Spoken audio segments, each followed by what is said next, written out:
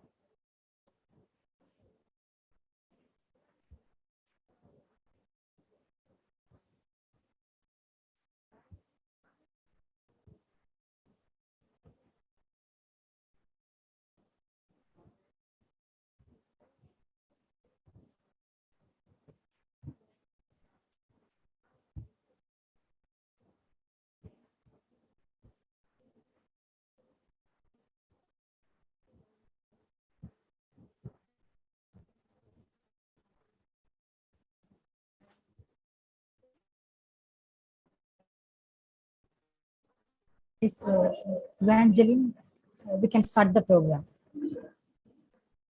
Yes, ma'am.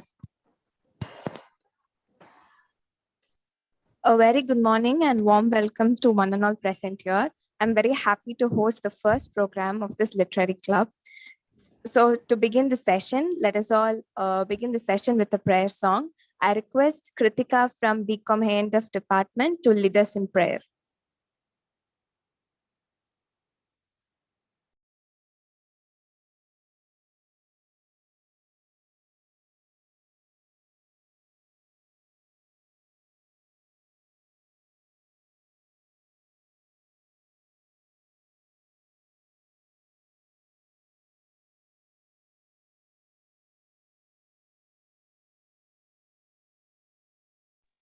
Kritika, unmute Kritika.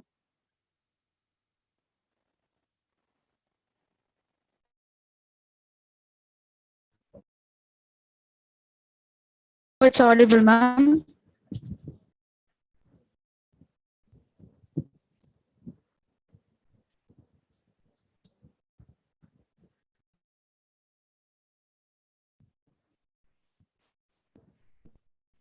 Hello. Kritika, now we can hear you. You can sing. Okay. Satyavratam Satyaparam Trisatyam Satyasya yonim nigidam cha satye Satyasya satyam vidasatya netram Satyatmakam tvam charanam prapannaha Vani gunanukatane Shravano Gataya Hastau Chakarmasu मनस्तव पादयोनः स्मृत्यां शिरस्तव निवास जगत्प्रणामे दृष्टिसतां दर्शनेस्तु भवत्र नूना नमो भगवते तस्मै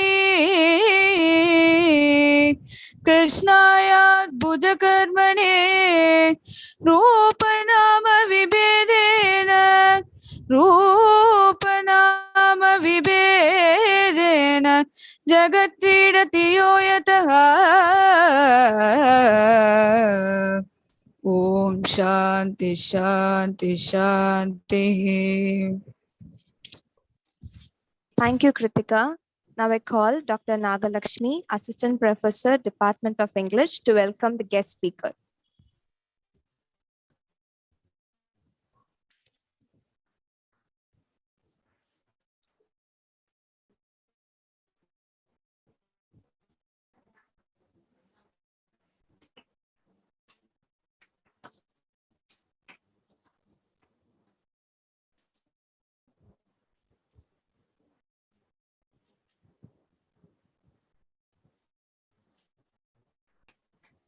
Evangeline, you can.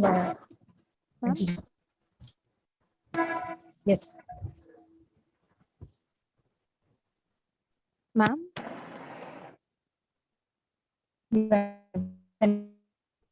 Ma'am, your voice is breaking, ma'am.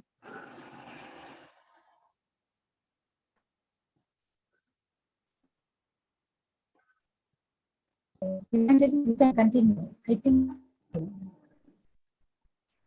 Am I audible right now? Ma'am, your voice is breaking, ma'am.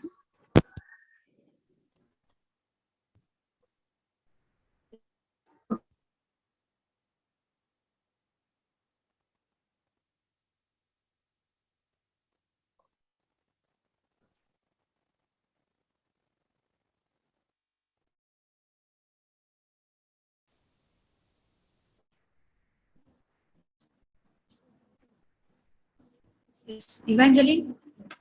Yes, ma'am. Yeah, is it fine? You just continue. Whether I can. Yes, ma'am. You can. Yes, ma'am. You're audible now. Yes, ma'am. Yes. Yes, ma'am. I've already asked you to address. Welcome the chief guest, ma'am. Yeah. You can proceed with. Oh, okay, ma'am. Shall I move to next program? Yeah. Okay, ma'am. Okay. So now we are moving to the most interesting part of the session. I'm very excited. I hope our listeners will also be excited. So I welcome Dr. P. Bhaskaran Nair, the guest speaker, to address the gathering. Sorry, Evangeline, before I introduce the guest.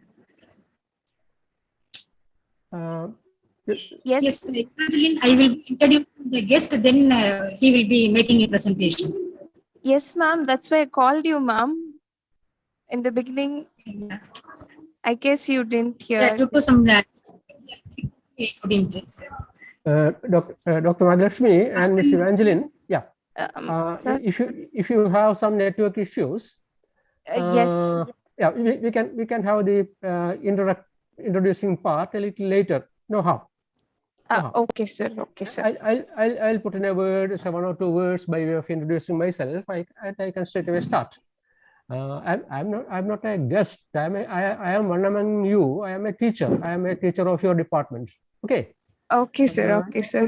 Don't worry about say formalities and all those things. I am the oldest member in your department. Okay. Okay, sir. Not the senior most, the oldest. Okay. Yeah.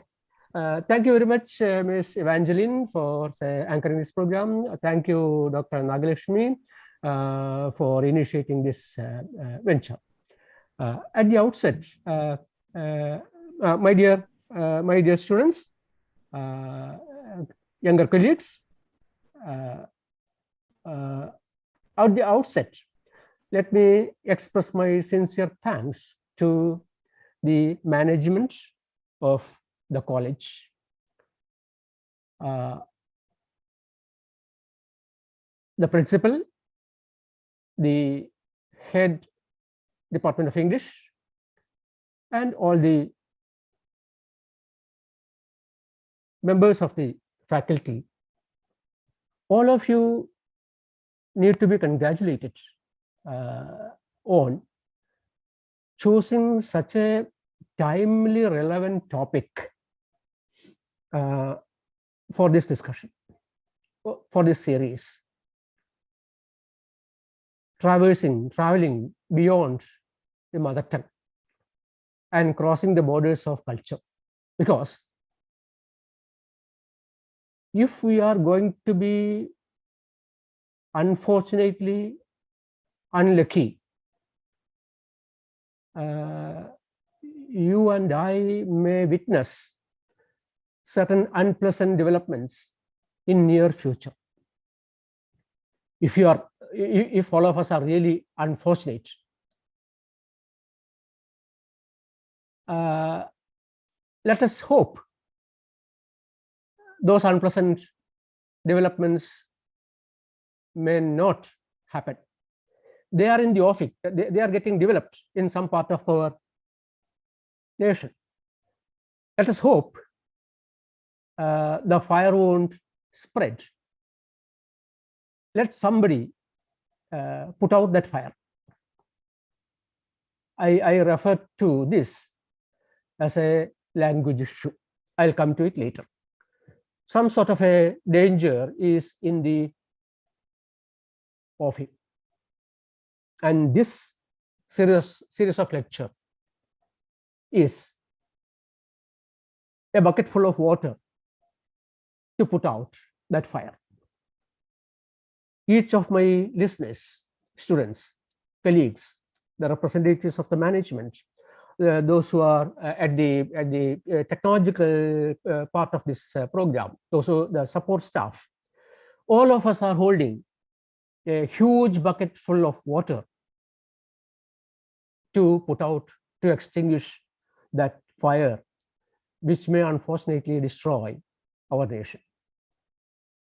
I'll come to that point a little later, but we are all ready to prevent the fire from spreading and destroying us. Let me begin with the one word in the name of the college, Vaishnav. I don't know much about the origin and the functioning of the management. Though I was in Chennai for a long time, I didn't get the opportunity to be in touch with the college, though I very much want it. Now I know quite a few of my friends are there, quite a few in the department. And since I am running an organization called English Language Teachers Interaction Forum, ELTIF, I have a few members from the English department as part of it.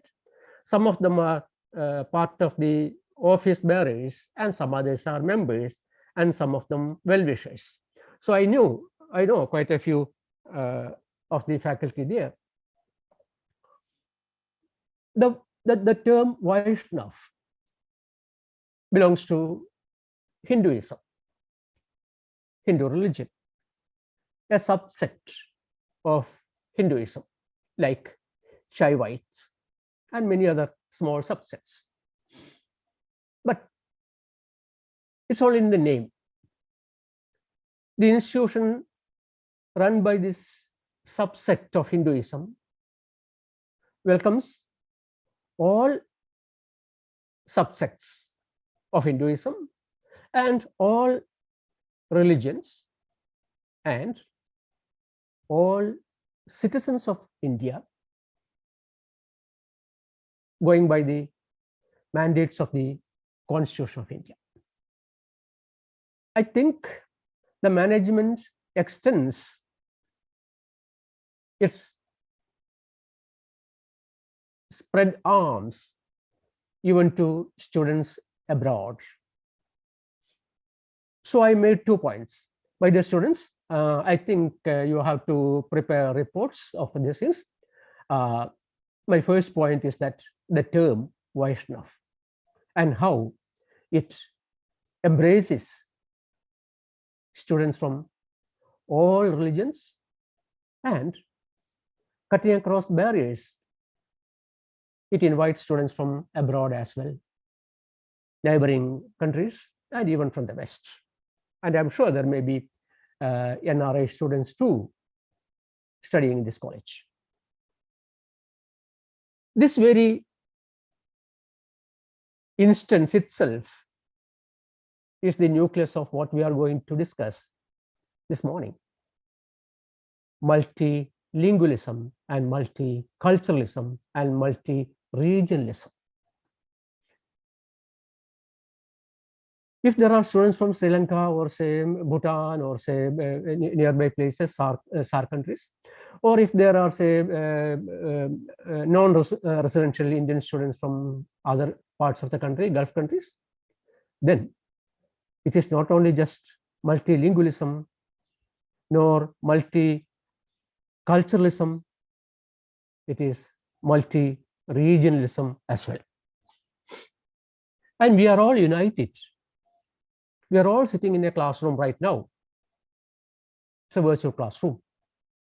And we are all in this small room because we are all united by the notion multilingualism, multiculturalism, multi-regionalism, multi-religionism. That means we are neck deep in this phenomenon. So standing neck deep in this water, in this pure water, in this crystal clear water of Indian multiculturalism, in many parts of the world, especially in our neighboring countries, the water they stand in is not so crystal clear. It is polluted. It is polluted. What happens in our neighboring country is a fine example for my statement. I'll come to those points a little later. So India has that rich tradition of accepting pluralism. Religion, plural. Sects, plural. Subsects, plural. Language, plural. Culture, plural. We are the right model for the whole world, for all these phenomena. You and I must be proud of being multicultural, multilingual, not imposed, but imbibed. We volunteered to be. My younger sister, Kritika, began her prayer in Sanskrit, and the whole verse was in Sanskrit. Situating in a Tamil culture, you all have been listening to the message conveyed by some great saint through Kritika's lips. Kritika ended her prayers with the triple Shanti mantra. This Shanti mantra is perhaps this three phrase Shanti mantra, Shanti, Shanti, Shanti. This triple phrased Shanti mantra is perhaps the greatest hymn, HYMN, the greatest wish humanity can ever think of, humanity has ever possessed. That's why one among the greatest poets of English, T.S. Eliot, studied Hinduism and finally borrowed this triple Shanti mantra to end his world famous poem, The Wasteland. The Wasteland concludes with this Shanti mantra. Just before that Shanti mantra, the triple Shanti mantra, you listen to the thunder. The thunder in the far distant sky. The first thunder. The second thunder. The Myadha, the third thunder.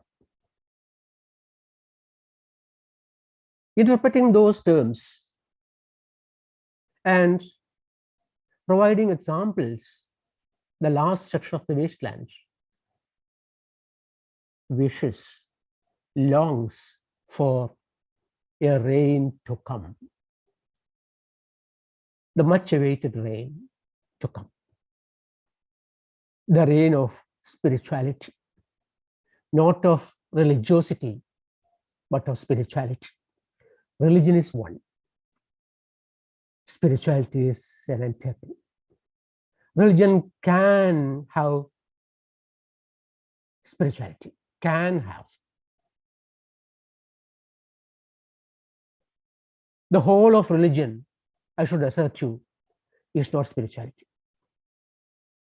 On the reverse, even one doesn't embrace a particular religion, an absolutely non-religious person, an atheist, even one who doesn't believe in God, can be absolutely spiritual. No need of a mediation of a religion. And he is not longing to attain the feet of the God because he doesn't belong, he doesn't believe even in God. But since he believes in humanity, since he believes in his neighbors, since he has utmost trust in his neighbors, since he believes that he is protected by his society, that man, though not very rich,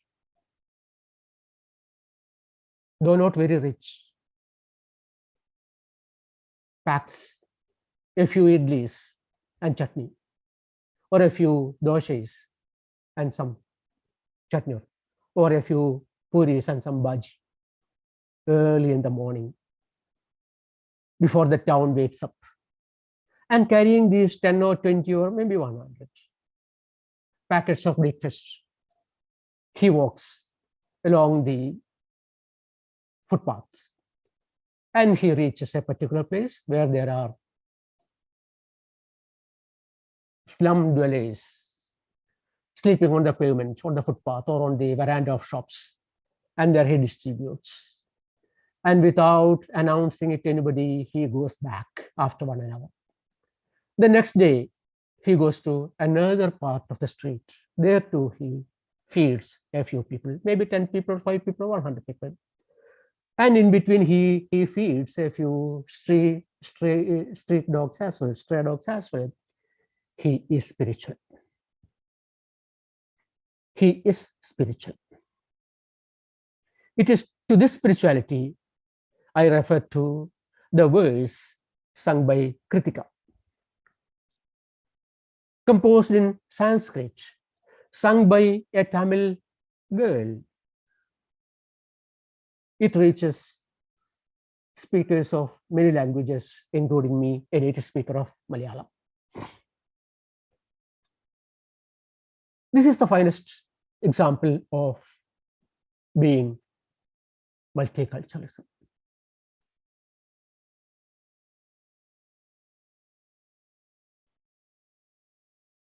On the way back, imagine Kritika buys a sandwich or 2, 1 for her sister or brother, or 3 or 4 for all. From the Sanskrit verse she sang, from the Indian spirituality she was absorbed in. And she got us too absorbed. Now Kritika is in the Western culture. At the baker's, when she gets a packet of 4 or 5 sandwiches or some other thing, let it be veg or non-veg, whatever maybe. I don't know whether my younger sister Kritika is non-veg. I don't know. Whether veg or non-veg, a sandwich belongs to regionally another culture, regionally, on the other side of the sea. From the other side of the sea, the sandwich came to the Chennai baker. And you and I all relish it. Along with our traditional dosha and idli, we relish sandwich too. The churidar, which most of my students right now may be wearing, cannot be claimed as an exclusive property of Tamil subculture. It is not. I used to tell my Kerala girls that they once upon a time you all used to, or say your aunties and say grandma or somebody maybe used to wear half saris. In Malayalam we call it Davani. Now you don't see Davani in Kerala culture except on the stage for some theater performance, not for wedding or anything like that. Completely almost disappeared from Kerala culture. But I used to tell my Kerala girls that, see, I still see half sari in Chennai where I work. So they all smile. Some of them long to have a half sari once again back with them. I said it's a wonderful piece of dress for adolescent girls, and they transfer stage from girlhood to womanhood. It's a wonderful piece of. So what I mean to say is that if you want to claim something as your own, as a piece of dress for your subset, Tamil culture, I won't call Tamil as a culture. I would say it's a subculture because it is part of Indian culture. It is part of Bharatiya culture. So while half sari belongs to Tamil Nadu, what you are right now in is churidar, and churidar goes to another subculture or subset.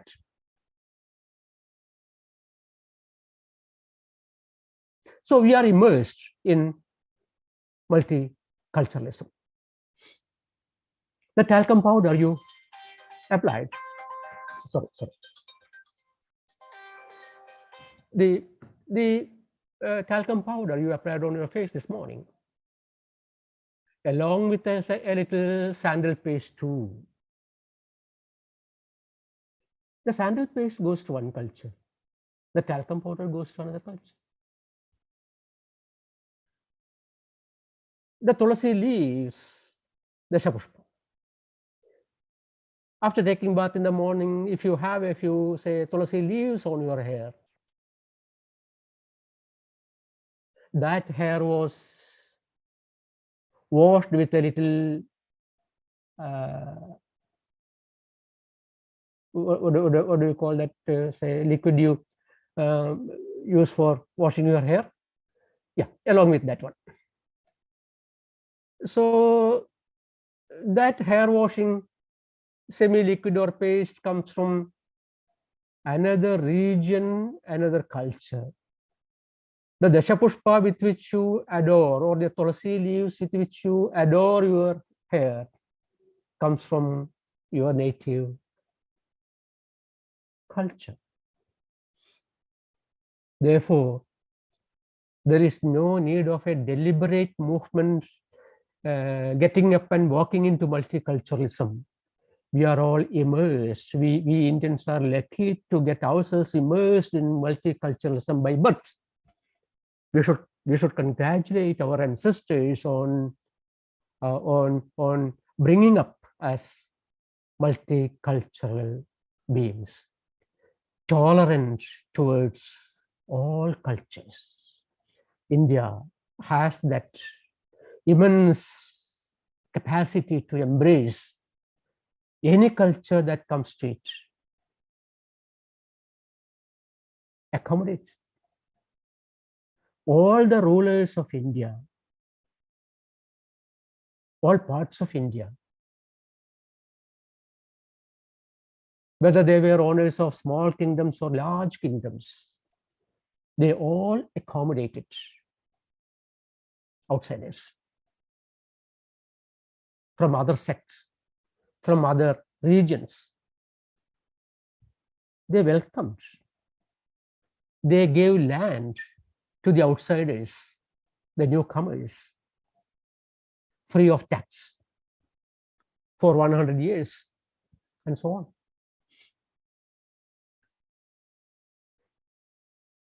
It doesn't happen in certain parts of the country. Even in our immediate neighborhood, it doesn't happen. Yesterday's newspaper tells you one of our neighboring countries killed about 100 people of the neighboring country. Both of them are our neighbors.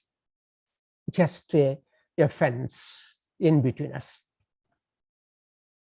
And both the killer and the killed, both nations are religion-based governments, not like ours, not democratic governments. In both the nations, the one who killed and the one who got killed, they are religion-based governments. And surprisingly, they belong to the same religion. Fratricide. Brothers killing brothers. Reason: not able to accommodate other cultures, though they belong to the same religion. They pray to the same God for bringing peace on the earth, with the AK-47 rifle on their shoulders. A paradox, a violent paradox. Let us move to another part of our, another direction of our land. The one I refer to is almost to northwest. Now let us move to south, Sri Lanka, where quite a few of our own brothers are there. And what is happening there?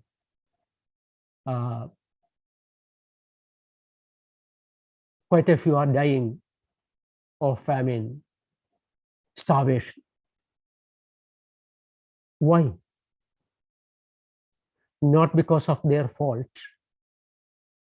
The Sri Lankan community was hardworking and still is hardworking. But 5 decades of intolerance towards cultures, other subsects, ruined that small island nation, that beautiful, fertile soil. Brothers fighting with brothers, 5 long decades. India too suffered because of those infights. Now, the fighting as such doesn't surface, but now they are suffering because of that 5-decade-long infight among subcultures.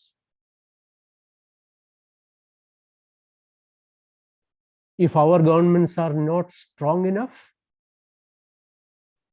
we too may have to have the bad taste of starvation, famine, massacre, and all those things.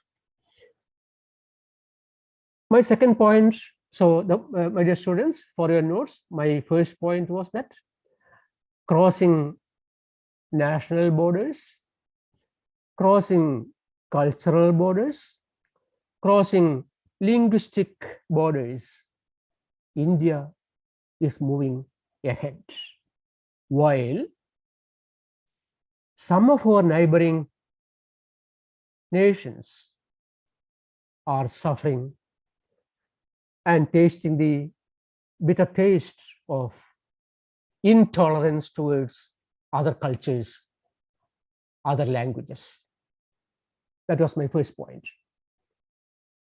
So for your notes, then my next point is specifically on language. I refer to two instances. Number one, the term Vaishnav in the name of your institution. And number two, the prayer which Ms. Kritika sang. The third one I would like to mention is look, I am here in part of Kerala in my study. You are in some part of Chennai and maybe in some other parts as well, perhaps. How am I able to communicate my anxiety as I expressed at the beginning? I told you that we are all holding a large bucket full of water because a fire may any time break out in our surroundings. How was I able to convey this, my anguish and my anxiety? And how was I able to caution you, my neighbors? Oh, please get up. Please get ready. At any time, there may be a fire in our street. Please, all of you get up. Stop cooking. Turn off your gas stove and all those things. How was I able to say caution you, sitting in my small study in part of Kerala, to those who are in part of another region? We share a common language, which in fact 500 years ago was not ours. Now it is ours. So if someone asks you this evening, whose language is English? You did not wait even for a split second to answer. You should say mine. 3 times you should say. Exactly like you answer, who is the owner of Tamil? You should spring to your feet and say, I am the owner of Tamil. Sitting a little away from you, though not that assertive, I too should say, I am the owner of Tamil. Yes, I am the owner of Tamil. I lived for a few years in Tamil Nadu and Pondicherry. I too got immersed in Tamil language. I too speak bits and pieces. I too can share my emotions and everything. I too can manage with the village women in a village market. Therefore, when you shout aloud that I am the owner of Tamil, I too will join you, but maybe a little lower voice. My voice lowered. Tamil is mine too. I too am the co-owner of Tamil. So, who is the owner of a language? Not the so-called native speakers. Therefore, being students of English, either as a main subject or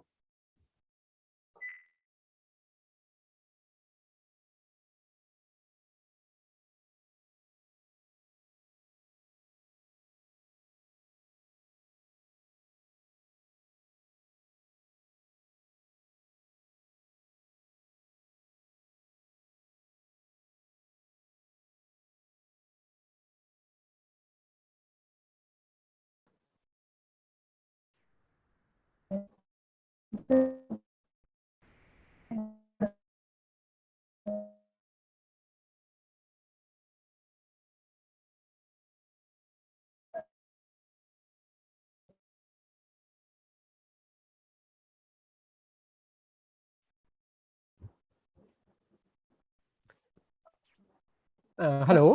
can you hear Yes. me? Yeah. Yes. There was an interruption. In fact, I was about to caution you, not only Dr. Nagalakshmi and others as well, but just 2 to 3 seconds before it happens.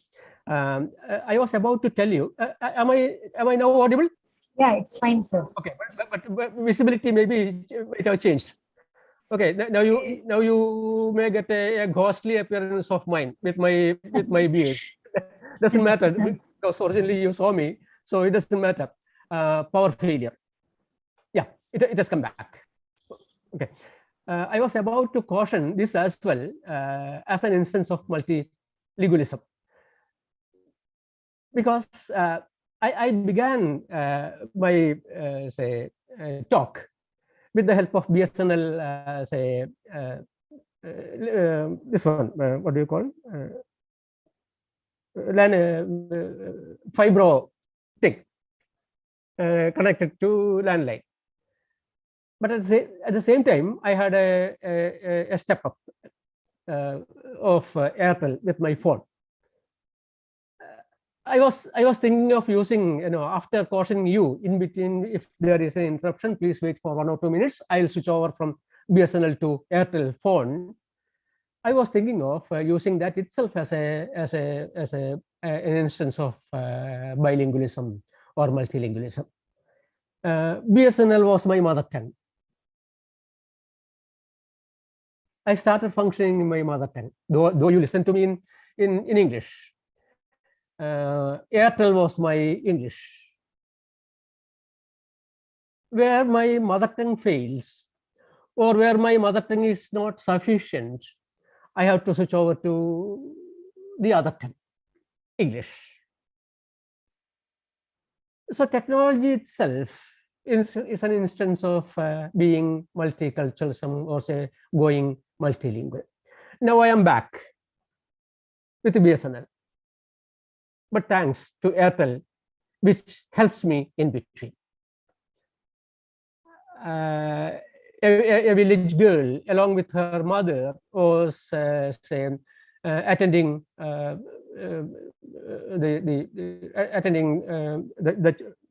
the child's father. The mother and child were attending in a medical college hospital. The mother couldn't read all the signboards, the name boards, name of doctors and departments, etc. So she finds it difficult in moving in and around to get medicine, or say to inform the nurse, etc. So what they do is that the mother remains by the side of the bed of her husband. The girl goes round and round, chasing the nurse, or say getting the medicine, or say buying kanji or something like that. The girl has a little English. The mother doesn't have. So like my BSNL and Airtel, the mother tongue is the mother. The other tongue is the elder sister. And this girl who has school education is making use of her little English in a critical situation. So let us come back to the earlier point. Moving beyond languages, Dr. Nagalakshmi, tell me when I am supposed to stop so that I can adjust. Exactly at what time should I stop? So the prospects of being multicultural, I illustrated you with the examples of the developments taking place in our neighboring countries. had they been as accommodative as we Indians are, Sri Lanka wouldn't face this problem as it is right now facing. Just this morning, I got a request from a girl in Sri Lanka who I taught in Pondicherry University some 8 or 9 years ago. She urgently needs a letter from me, a letter of recommendation to do her higher studies abroad. Towards the end of her mail, she says that at least for a few years, I should be away from my place, though painfully, because life is getting more and more miserable in Sri Lanka. I may not be able to continue my higher studies here at any institute. Therefore, I am thinking of applying for a British fellowship. In fact, I don't want to leave Sri Lanka, but I am forced to. Sir, therefore, give me a letter of recommendation so that I may get a fellowship.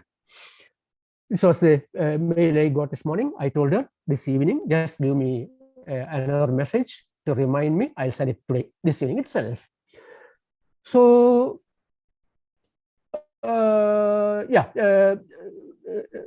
just before the COVID calamity, Dr. Nagalakshmi was with us in Kerala village, where we had been conducting a village English festival in a tribal belt with the help of the local administration, political workers, youngsters, school authorities, and all this. It was a one-week program.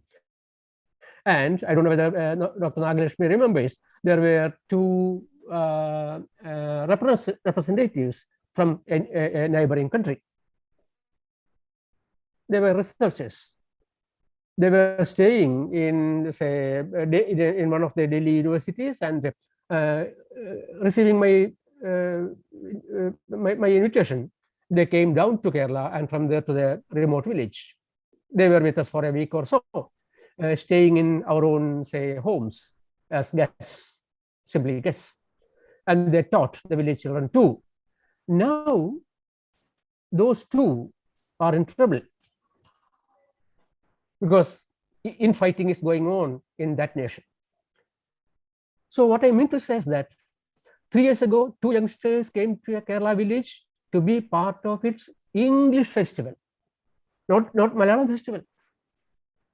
In a remote village, in a tribal belt, say Dr. Nagalakshmi from Tamil Nadu, say, and many others from various parts from Hyderabad, we were all part of an English fest in a tribal belt in Kerala, where Malayalam is the main, say, mode of communication. Joined two youngsters from the neighboring country, belonging to another culture, another language, another region. Now those two young ones are suffering from the intolerance of accommodating other cultures. Look, in 3 years, with a gap of 2 years COVID, what happens? Now they may be thinking that when we'll be able to go back to that village once again, where we can enjoy the freedom of being inter-religious, inter-cultural, inter-language. Yes. Now to the third point is that 50 years ago, if I were giving this lecture, I would say bilingualism is getting into our culture. Now I would say that bilingualism is our culture. Monolingualism is almost wiped out, especially from a cosmopolitan culture like Chennai, Madras.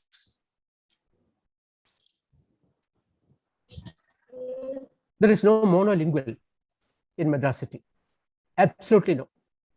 Even a 3-year-old child will be bilingual, at least trilingual or multilingual. If that is the case of linguality, this is the case with cultural as well. As I told you earlier, for breakfast you have 3 or 4 idlis. in the afternoon, we may have a sandwich or bread roll or something like that, veg or non-veg. Look at the way we switch over from culture to culture. But this sandwich or idli, this churidar or say half sari, these are all culture in writing with a small letter C. There is another culture in writing which is represented with a capital C, and we are more bothered about and we are more concerned about with that culture, the big C culture, not the small c. The small c culture denotes dress, eating habits, food, a habitat, that is a concrete house or a tiled house, our say applying say sandal paste or say applying a little powder or say lipstick and all those. All these things put together go into the culture represented by C, small letter in writing. Then what is that big C culture? My third point. That culture, students, please write this with a capital C. That culture and another capital C, cognition. Please write both with capital letters. That culture and cognition together make you and I in abstraction. In abstraction. Please remember, not in concrete terms. In concrete terms, what you see me wearing right now is a shirt, which is a small culture C contribution of the West. Shirt came to India from the West. 500 years ago, none of us had a shirt. This came from the West. The texture of my shirt is khadi. The texture is Indian. Khadi didn't come from the West. Khadi is our own, Tamil Nadu, Telangana, North India, Kerala. So the texture of my shirt, khadi, is native. The fabric design and the patterning is that of the West. The cutting of the collar and shoulder and say cuff and all those things came from the West. Now it is on my body. So the C small letter is on my body. But what is inside me? Inside me, I am made of the capital C culture and the capital C cognition. So in abstraction, I am a bundle, I am a mixture of culture and cognition. Outwardly, you may see so many small C's on me. So many small C's. The spectacles, the wristwatch.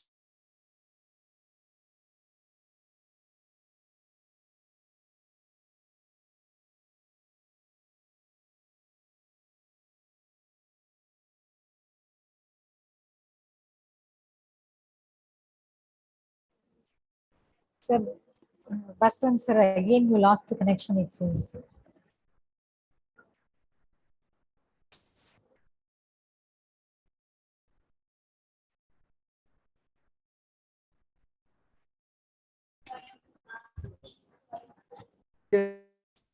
Bhaswan sir, you are being interrupted. You are not audible. Sorry. Am I audible now? Yeah, right now it is audible. Dr. Nalashmi, tell me what time?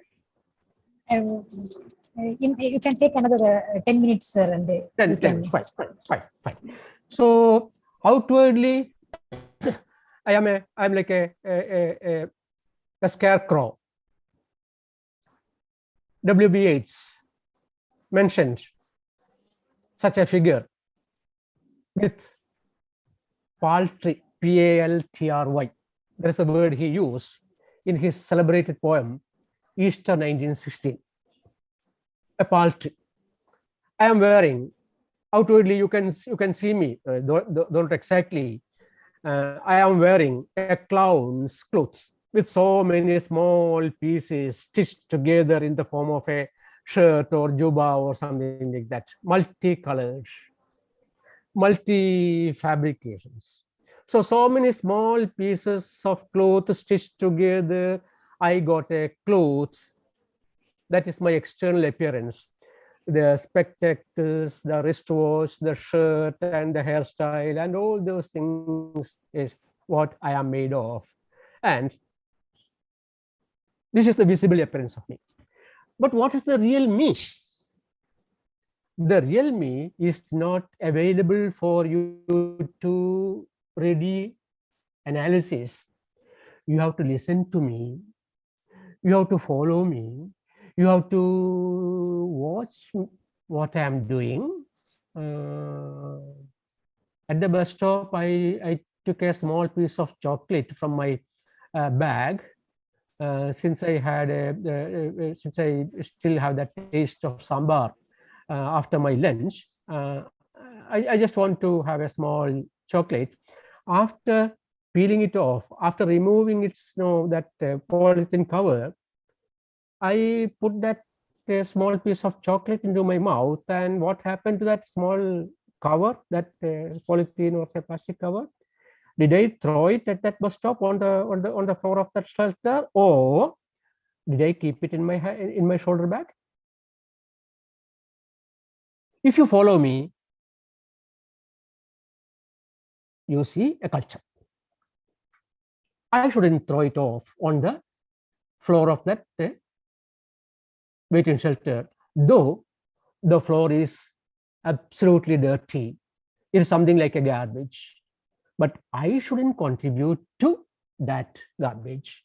Therefore, I put it safely in my shoulder bag till I see a waste bin somewhere around, or it will reach my home where I can keep it in my waste bin.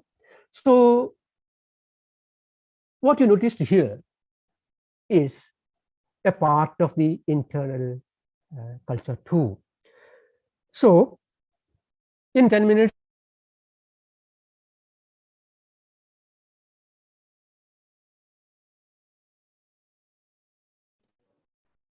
Yes, sir, you can take another 6 to 8 minutes.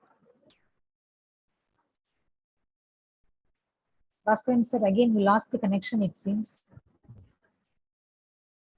Could you rejoin? culture is the mother. The small c culture, the dress, the eating habit, the dining table, all these things put together belong to the small c culture, which is a daughter of the big C culture. How many children do have this mother? So many. All girls. All girls. So many girls. So many daughters. Religion is one. Dress code is one. Food is one. Eating habits, another one. Habitat. All the things with which we are covered, in which we are embedded, are all daughters of the big C culture. This big C culture, our mother has a sister or auntie.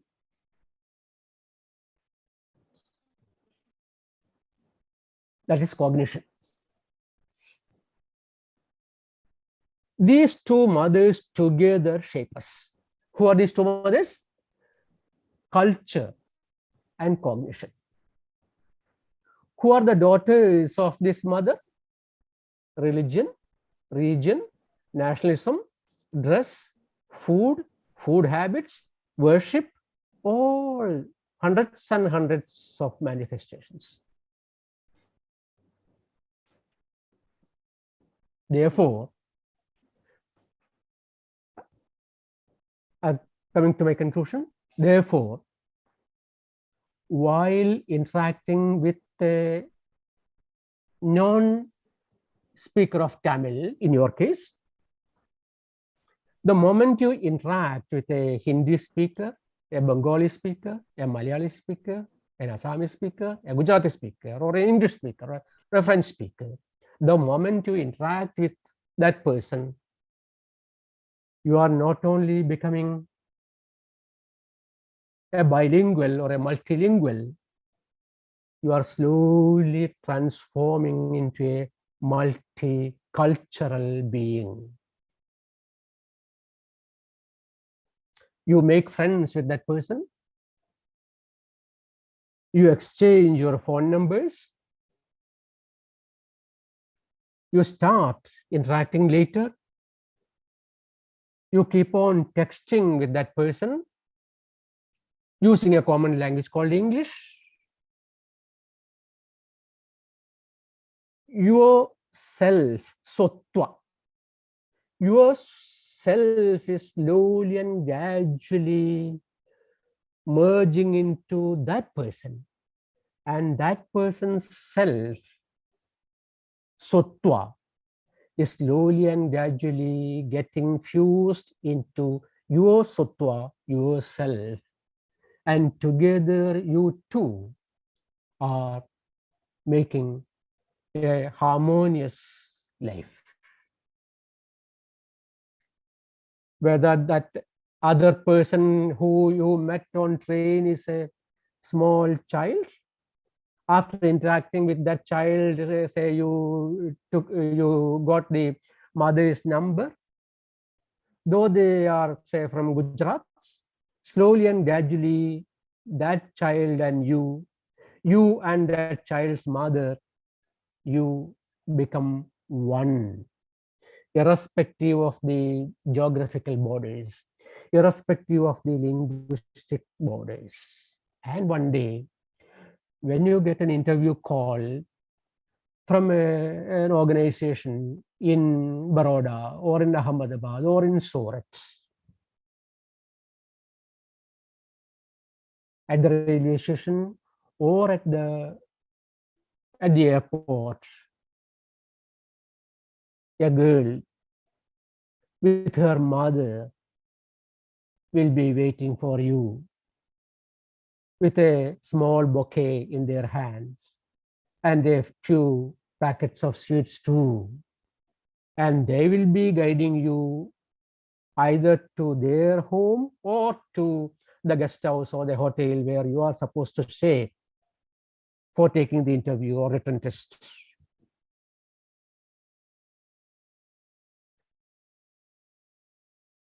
That interaction on the train with a small child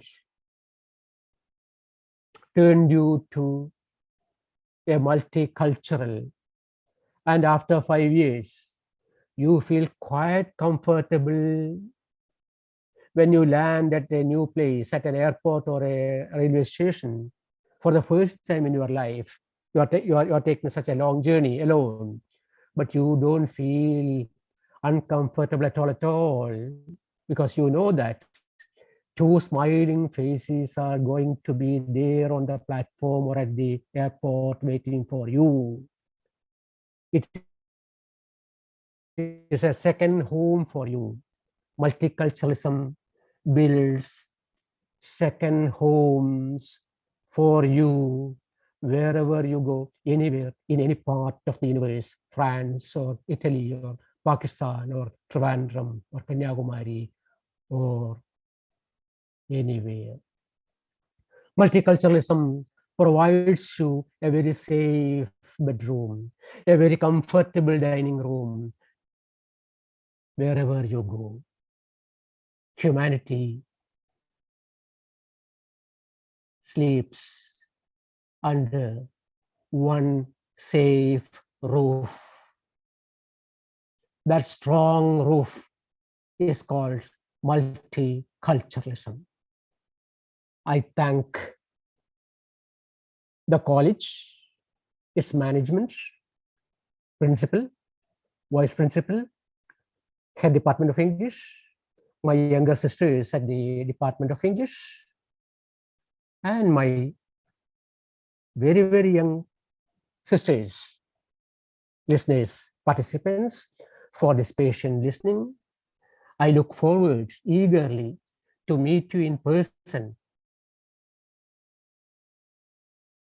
I would like to get invited to your place. Listen to this phrase. I would like to get invited to your place. This is an English expression. In India, in none of the Indian languages, we don't express like this. In Tamil or in Malayalam or in Hindi, we don't say, usually we don't say, I would like you to invite me to that exercise. We may informally say, please don't forget me to invite you. Okay. But that is jokingly. Seriously, our culture is prohibit us to say it is their duty. They should remember to invite, say, all of you girls, it is your duty to say, invite me when all of you get married, because I taught you for 1 hour and I am your old teacher. This is what I believe. I am not expected to say, I would like to get invited. This is a wonderful phrase in the English subculture. So I would like to get invited to SDNB Vaishnav College to meet all of you in person and say namaste and vanakkam and good morning, or like that. Thank you very much for the patient listening. Thank you all once again. Thank you. Thank you, sir. Thank you, sir. You have enlightened a lot about multiculturalism, multi-regionalism, and multilingualism. Thank you so much. Now I hand over the session to Isha Rose from CND department.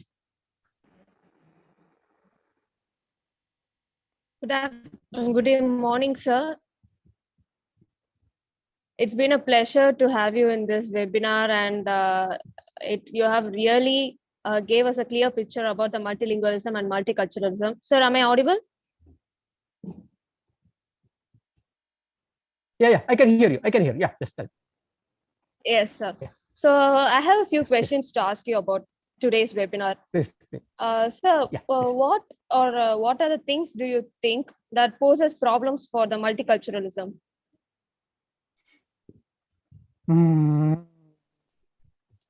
Intolerance, sown, reaped, and harvested by crooked politicians. Let me repeat that phrase because it's a very dangerous answer. Therefore, I would like to repeat it. Intolerance towards other cultures, other religions, other regions, sown and reaped and harvested by crooked politicians. That is the only threat to multiculturalism. Nobody else. We are all free to embrace any number of cultures, any number of languages, but beware of the third-rate, crooked politicians. Okay, sir. Thanks for that, sir. And what do you think will be the solution for this problem? Stop entering these third-rate politicians into our public life. Wipe them out. So it is in the hands of the citizens, right? Yes, exactly. You and I together should wipe off this dirt, this third-rate crooked politics from the wonderful marble floor of Indian secularity. So what advice do you give for the youngsters in this part? Youngsters, try to imbibe any number of languages.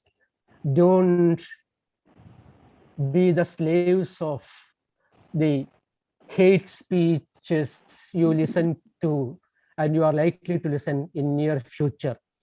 In Delhi, it has started. It may reach Tamil Nadu, Chennai, any moment. That's why I told you, keep a bucket full of water ready. You have to put out that fire, because in the 1960s, before all of you were born, before any of the faculty members and say management members, before faculty members, most of you are young, were born, Tamil Nadu suffered because of the fire Started by the lit by not by Tamilians but by somebody else. That fire is again to come. The imposition of Hindi on India. My dear students, you must love Hindi. It's a language. You must hate the imposing of Hindi on your head. Don't hate Hindi. Love Hindi. Hate the imposing of Hindi.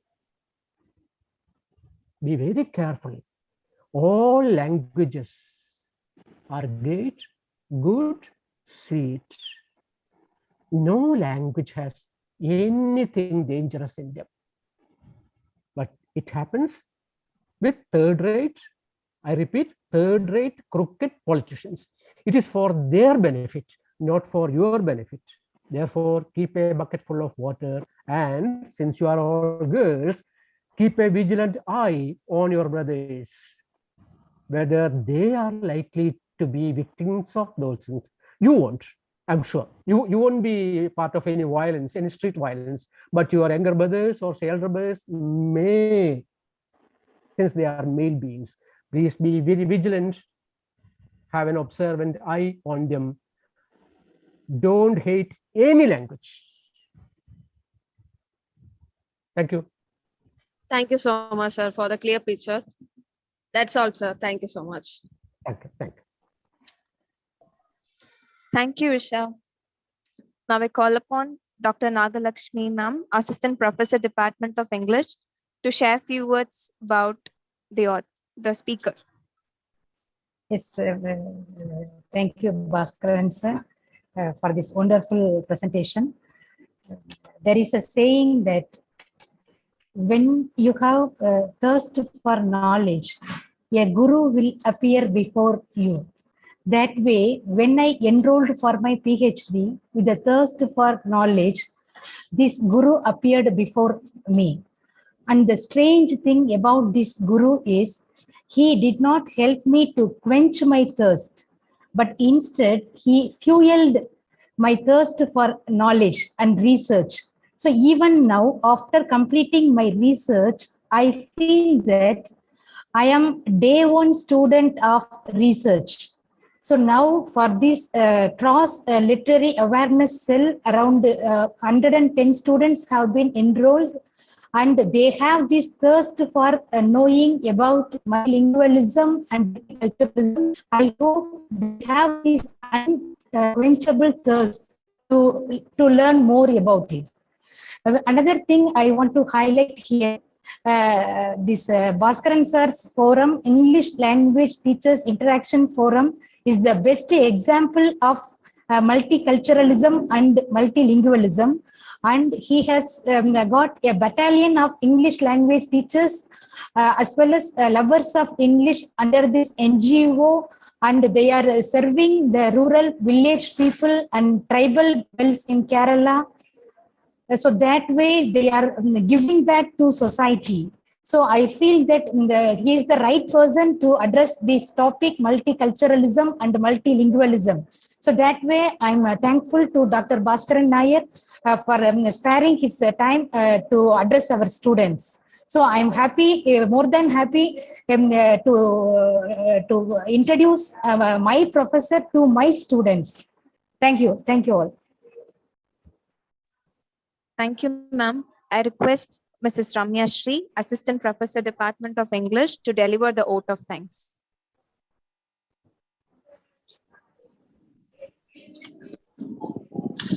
Some, the world has enough beautiful mountains.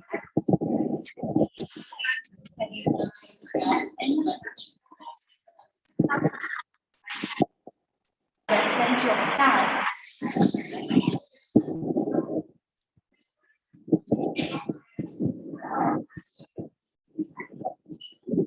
Continue.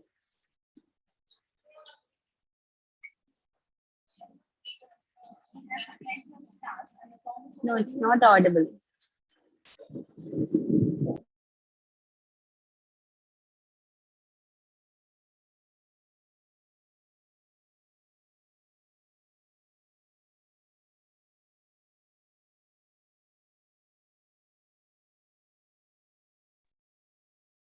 Hello.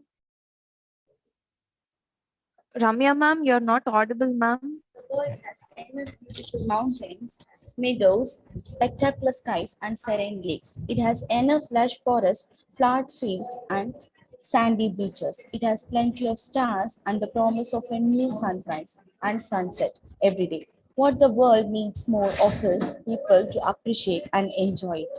I take immense pleasure in rendering the vote of thanks on behalf of the Vintage Cross Literary Awareness Cell for the webinar on the journey of going beyond mother tongue.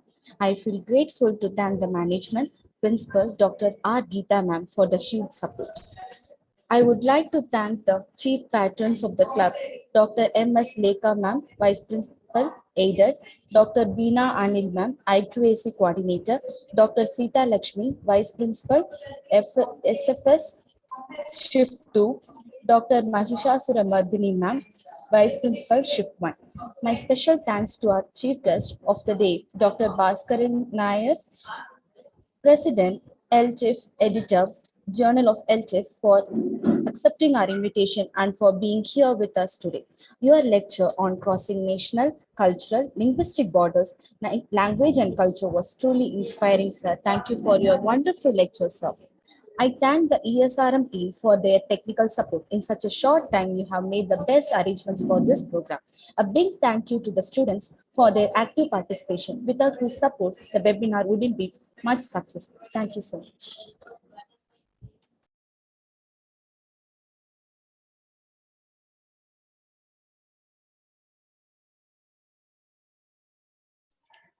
Thank you, students. You can leave the meeting.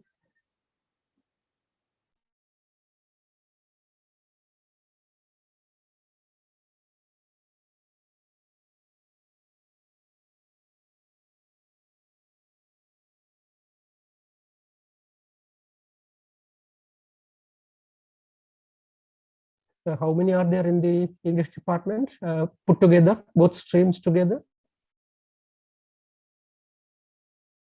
Bhaskaran sir, thank you, sir. You can. Yeah. How many are there in the English Bhaskaran sir, you are department? not audible. Bhaskaran sir, you are saying something, but you are not audible, sir. My mic is on. Maybe some other problem. But, sir, No problem. Okay. Bhaskaran sir, you are not audible, sir. What to do? No idea. Pardon?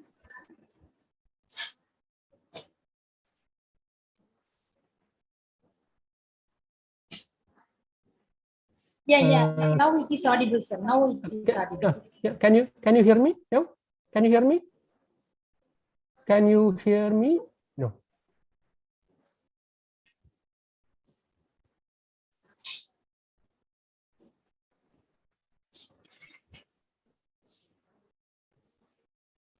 Sir, we are ending the meeting, sir. Okay. Bhaskaran sir, you want to say something? Bye. Nothing. Yes, Bye. sir. Bye. Thank you, sir. Bye.